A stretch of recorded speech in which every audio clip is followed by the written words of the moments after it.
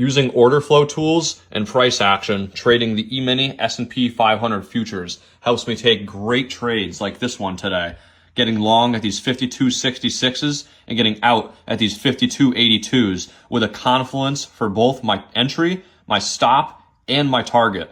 So what I want to show you guys is what I saw on the charts and on the order flow here to be confident in taking this trade and how my idea developed and how I executed on it. Massive gap down. Let me zoom this in a little bit. We are at October of 2022 highs, which is like years of price action that we just swept right through.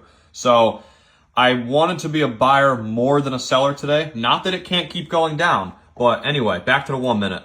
So we had this dip at the open, and I wanted to wait for confirmation of buyers to prove themselves in the market before I tried to get long. So they came up through this area right here. They defended this low at these 52.45s, call it 45s. So we had these buyers factored into the market. Now they're proving their presence in the market.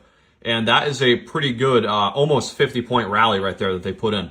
So what I wanted to do was wait for a pullback into this area right here to see buyers defend themselves again from sellers and get long, targeting a move back up into here. So I drew a volume profile. That's what this blue thing is. This is a volume profile. It shows me all the volume history, all the transaction volume at price. Instead of like this by time, this is volume at price. So this volume profile shows me the 9:30 open to current market price right here where I was looking for an entry. I noticed this low volume node where not a lot of transaction has been done right in here at these 52.65s. So the 67s to the 63s were on the agenda for me to be looking at on the footprint. We have this zero print up here at these 52.82s that I noted. I'm gonna get to that in a minute. We moved down really quick right through this area. You see this high up here? We moved all the way down back into this low volume node. What happens when we get into that low volume node down here?